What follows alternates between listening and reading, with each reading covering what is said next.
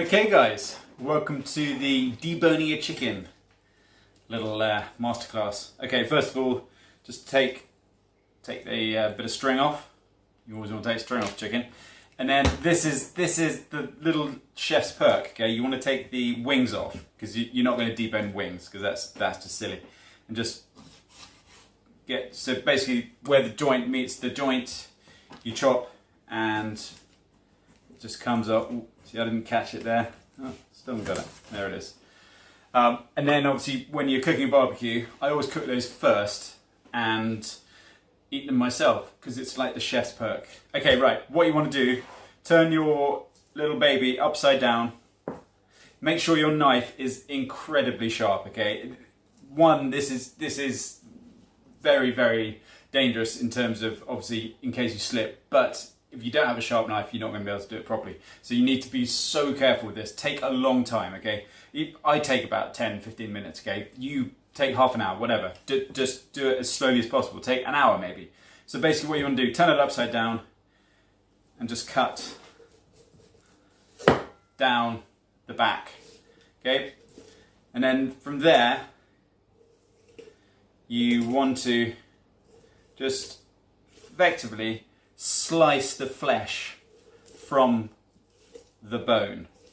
That's what we're doing, okay? But as you will find out, almost straight away, you will hit bones which can't be sliced over and can't be sliced under. You have to basically, well, I mean, if you slice over them, you're going to miss the whole cooking, the whole process of deboning an animal, okay? So we've got the wing here, okay? So what you want to do is find where the joint meets and then just click down with the knife, the sharp knife obviously, and you will cut down across into it, okay? So once you have cut the joint of the wing, you need to basically lift it up and then you need to work around, cutting around it, cutting around the base of this.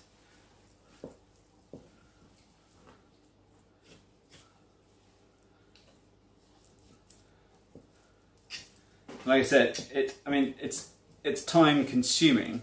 It's quite relaxing once you know how to do it. But do not, I emphasize again, do not ever rush.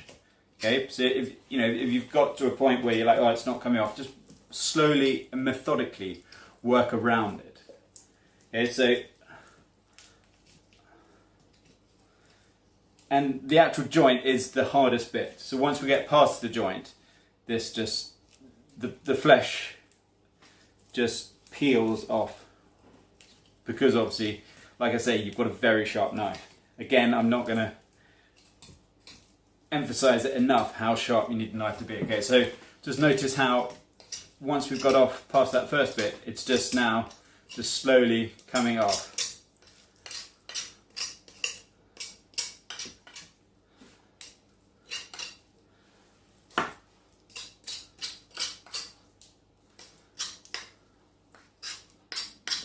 And there we have it. So pull, holding this sort of flesh at the end, just hold it tight, pull it, and then you'll notice the whole thing comes off.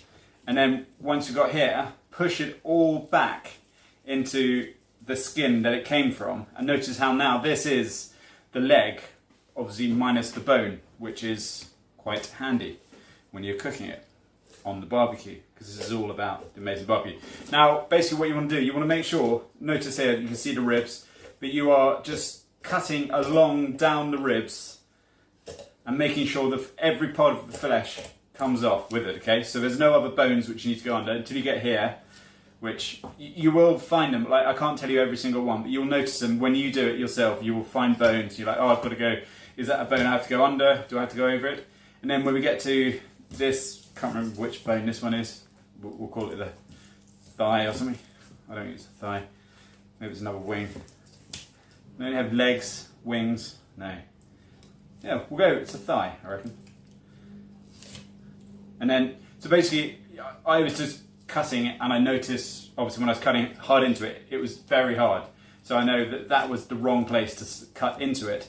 I went down a very slight bit, and straight away it cut down into the joint, and as soon as you go into the joint, the cut is very smooth and quick and easy. Okay, again, like you did with the leg, you need to make sure that you can get all the way around it.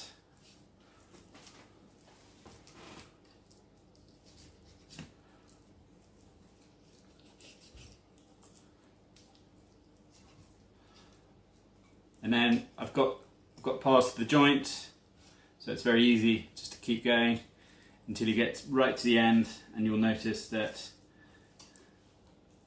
it effectively, when you're doing this it almost slips off, but then just cut that bit, put that to rubbish, and again just put it back under the skin, and then start on the other side. Okay, so we're halfway already. Start on the other side. So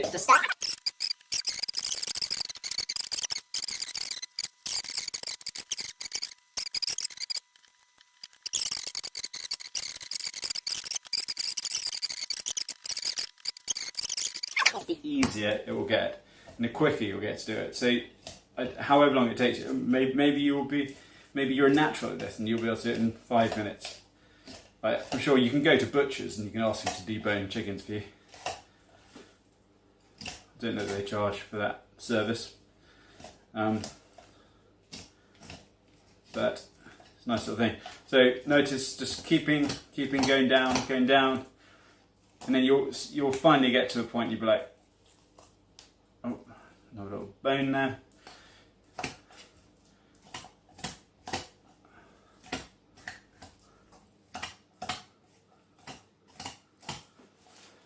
And then we're nearly at the end on this side.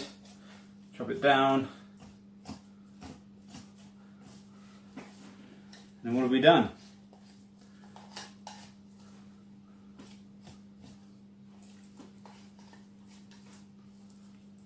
Okay, so it's very, once you almost get into the end, it's very easy to slice it round to the bottom. You'll know which bits you want to keep and which bits you don't. Obviously, when there's a lot of skin, skin's great when you barbecue it because it just tastes amazing. So that is the whole beast. There's absolutely no flesh left on it. And then I've got a whole, completely boneless chicken.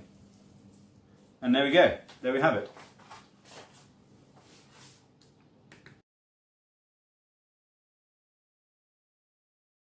Okay guys, we've got marinade stuff here. So what you are going to want to do is cut up, I'd say I've got about 8 to 10 cloves of garlic. If you think you haven't got enough garlic, double it. Garlic is so important. This is a marinade, so just go for it. The same goes for chili. I put about 10 chilies in here. Just always double it. You normally put 5 in. Even if you're not very good with heat, it doesn't matter, I promise you, because you're marinating it obviously overnight, and then tomorrow you can put it on the barbecue, and the barbecue will obviously, marinating in the barbecue, there will be no heat, I promise you. You're also going to need some ginger. I've probably got a little bit too much, but ginger, it's good. Some honey, very important honey, and some tamari sauce, which is soy sauce for celiacs. So if you're gluten-free, use tamari sauce. If you're not gluten-free, use normal soy sauce, that's fine. And then I'm going to use some red wine vinegar just to sort of make up the sort of liquid base a little bit more.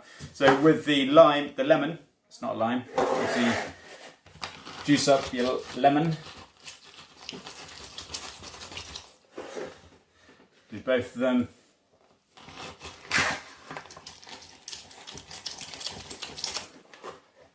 Pour it into your chilies. Then put your ginger in. Put your garlic in.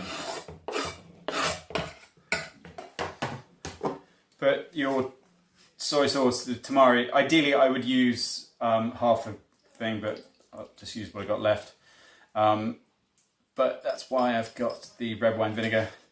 I went to 4 different shops to get some more of this today, but it turns out it's sold out. Even though we're not quite in lockdown still, but maybe people decided they want to be celiacs now. and some red wine vinegar. Red wine vinegar, it's good because it just adds to the liquid. And then honey, probably use all this honey. The reason I'm using so much is because I'm actually marinating 2 chickens, but you can halve it if you're doing one. We'll do all of it. Because, like I said, you know, it's all going to be marinating. So if some of the flavours are a little bit too much, it's fine, because obviously you're then barbecuing it, and then that's that. Okay, so we're going to mix it up. One sec. Get myself a little fork. Just mix it up. Just, the smells are absolutely incredible. I mean, it's sort of derives from yeast, the idea of this. I mean, obviously, I've played around with it so much. It's not a specific recipe I'm following, but oh, it tastes absolutely amazing. Smells amazing. I'll taste it.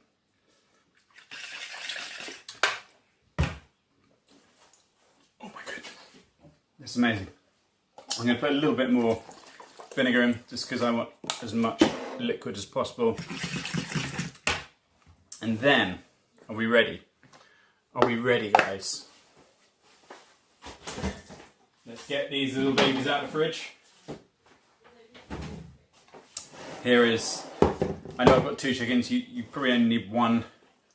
I'm making this for a barbecue tomorrow. And then just pour it all in and just let it smother it in. And what you'll probably want to do, once it's all in, just let it just swish around, you know, just open up the chicken. Just let it get into every single nook and cranny and crevice. And then after about or before you go to bed tonight, because obviously this needs to be done 24 hours, before you go to bed, turn it over. Just turn it over from the way it is. And then tomorrow morning, turn it back over to the way, you know, just so that absolutely everything gets caked in this glorious,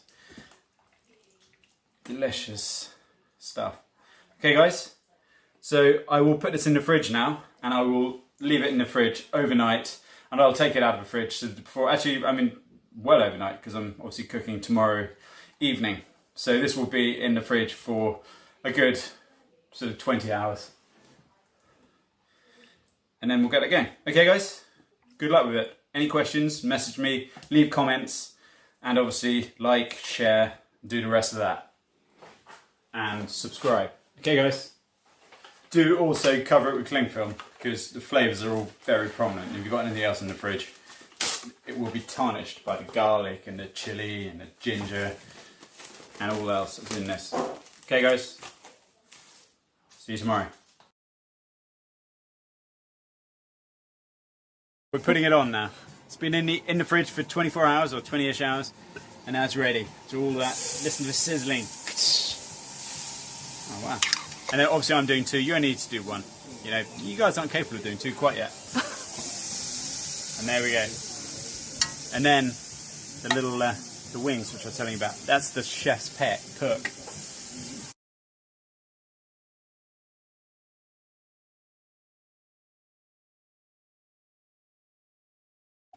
Okay guys, it is cooked. It took around about sort of 20, 25, maybe 30 minutes cooking. Come around and have a look. This is me just cutting up, and this is the beauty of cutting into something, literally a whole chicken, which all you do is just cut. Let's go here, cut into a whole chicken, deboned.